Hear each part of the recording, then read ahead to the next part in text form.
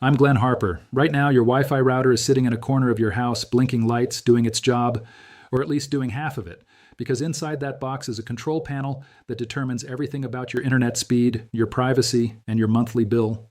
Your internet provider accessed it the day they installed your service.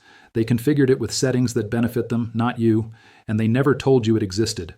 A single change inside that panel, one setting you can reach in 30 seconds from your phone, can improve your Wi-Fi speed by 40 to 200%, not by upgrading your plan, not by buying new equipment, by unlocking what's already inside the router you're paying for right now.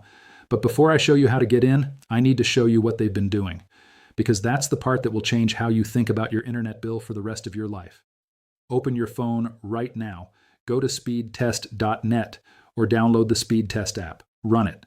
Look at the number. Write it down, because by the end of this video, you're going to run it again. And the difference between those two numbers is the proof that your provider has been throttling your Wi-Fi from inside your own router.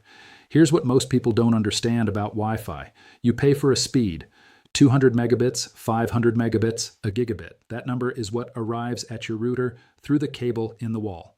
But what your devices actually receive depends entirely on how the router is configured. And the factory settings your provider leaves in place are designed for one thing, the fewest possible support calls. Not the fastest speed, not the best coverage, not the best experience, the fewest phone calls to their call center. Let me put a dollar figure on this. The average American household pays $75 to $100 a month for internet. That's $900 to $1,200 a year. Over a 5-year period, you're spending between $4,500 and $6,000 on internet service. And a conservative estimate says $200 to $500 per year of that is spent on plan upgrades and equipment rentals that would be completely unnecessary if 5 settings inside the admin panel were configured correctly. Slow Wi-Fi in the bedroom? Your provider says upgrade to the 300 megabit plan for $20 more a month. The real problem is your Wi-Fi channel is congested, changing it costs $0. Netflix buffering during dinner? Upgrade to gigabit for $30 more a month. The real problem is quality of service isn't turned on. Your current plan is more than enough when traffic is prioritized correctly, $0. Wi-Fi doesn't reach upstairs? Buy our mesh extender for $120. The real problem is band steering is off and your devices are stuck on the slow frequency, $0. Every single one of these problems is solved inside the admin panel that's already in your router, and every single one of them is a revenue opportunity for your provider as long as you don't know that panel exists. And here's where it gets interesting. Your router broadcasts Wi-Fi on channels. Think of them like radio frequencies. There are 11 channels on the 2.4 gigahertz band and dozens on the 5 gigahertz band. Your provider sets the channel selection to auto. Auto sounds smart. Auto sounds like the router picks the best channel, but auto almost always picks the most congested channel in your neighborhood. In apartments and dense suburbs, 15 to 30 Wi-Fi networks from your neighbors are all competing on the same 2 or 3 channels. Your router jumps into that traffic jam and stays there, changing to the least congested channel manually. Channel 1, 6, or 11 on 2.4 gigahertz, or an empty DFS channel on 5 gigahertz, can double your speed overnight. Then there's DNS. Every time you type a website address, your router sends a request to a DNS server to translate that name into an IP address. By default, your router uses your provider's DNS server, Comcast's DNS, AT&T's DNS. It's slower than free alternatives, and it allows your provider to see and log every single website you visit, every page, every search, every click. Comcast's privacy policy explicitly permits the use of browsing data for advertising purposes. You're paying them $89 a month and they're selling your browsing habits on top of it. Changing DNS to Cloudflare 1.1.1.1 takes 10 seconds, pages load faster. Your provider stops tracking your browsing and it costs nothing. Then there's the setting that might matter most. Channel width on the 5 gigahertz band. Your router can transmit on channels that are 20, 40, 80, or 160 megahertz wide. Think of it like lanes on a highway. 20 megahertz is a single lane, 80 megahertz is 4 lanes, same traffic, 4 times the throughput. Providers default to 20 or 40 megahertz because it's more stable in extreme conditions. In a house with 1 to 10 devices, which is 99% of households, 80 megahertz works perfectly. Switching to it can double your Wi-Fi speed on every device connected to the 5 gigahertz band, and nobody told you. Comcast generates approximately $34 billion per year in internet revenue in the United States. AT&T Internet brings in roughly $24 billion. The entire business model depends on one simple mechanism, the customer believing they need a faster plan when what they actually need is a correctly configured router. Every upsell, every equipment rental, every support call that ends with "try upgrading your plan." All of it collapses the moment the customer opens the admin panel and sees what's actually going on.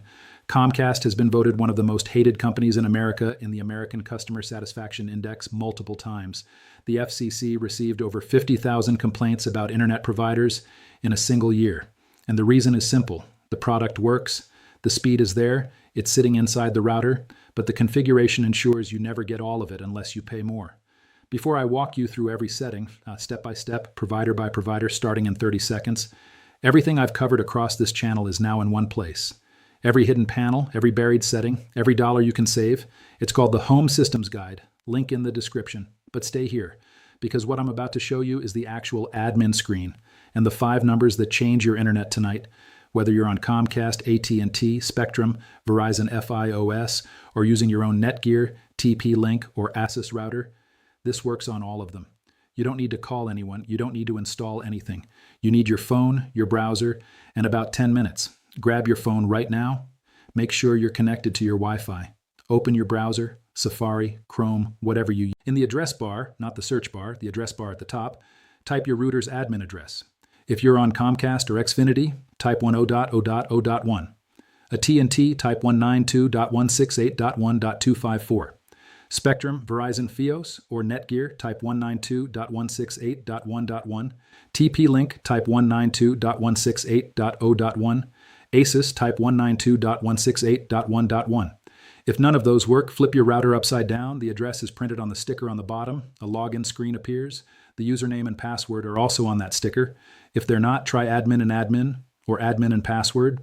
Those are the 2 most common factory defaults.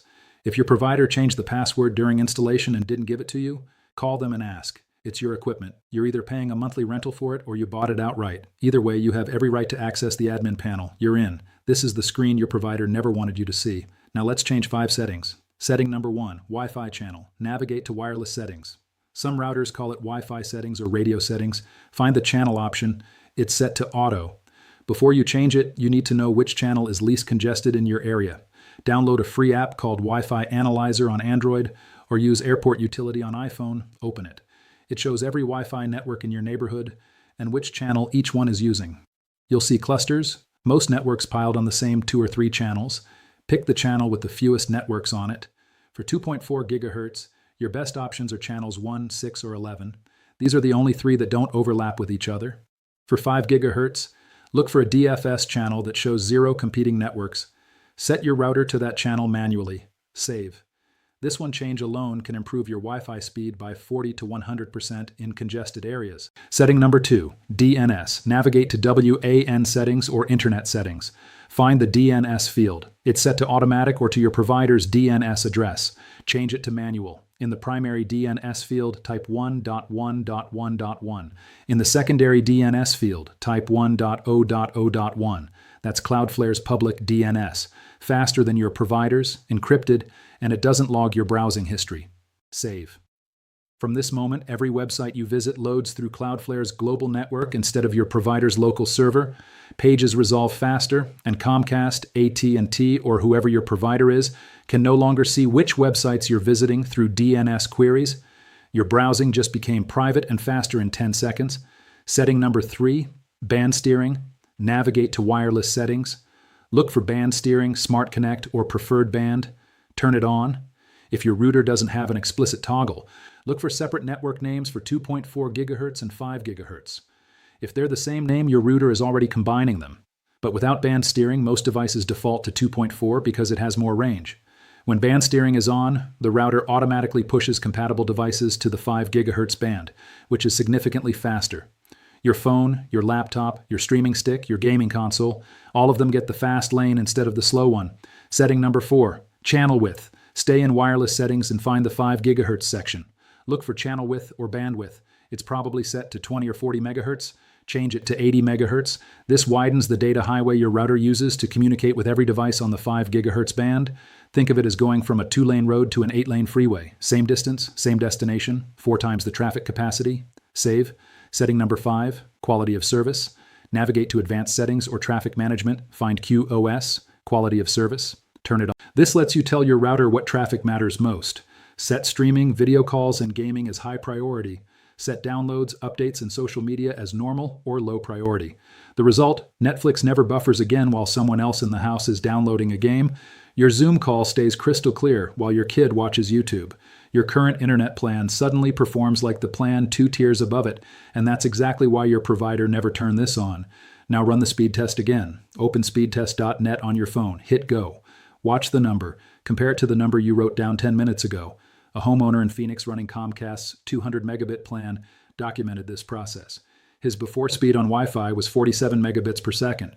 After changing his channel to an uncongested DFS channel, switching DNS to Cloudflare, enabling band steering, and widening channel width to 80 megahertz, his speed hit 185 megabits per second. Same plan, same router, same monthly bill, 4 times the speed. His total cost for these changes was $0 and 8 minutes. A second household in Atlanta had been paying $30 extra per month for a gigabit plan upgrade because their 300 megabit plan felt slow. After configuring QoS and moving to an empty Wi-Fi channel, the family canceled the upgrade. The 300 megabit plan delivered consistent, buffer-free performance to every device in the house. That's $360 per year they'll never spend again. And there's one more thing. Most American households rent their router from the provider, $10 to $15 a month. Over 5 years, that's $600 to $900. A standalone router costs between $60 and $150 one time. It pays for itself in 4 to 8 months. Full admin access. No provider lockouts. And providers are legally required to let you use your own equipment. Your provider has been charging you for speed that was sitting inside your own router the entire time, locked behind an admin panel they never mentioned, throttled by factory settings.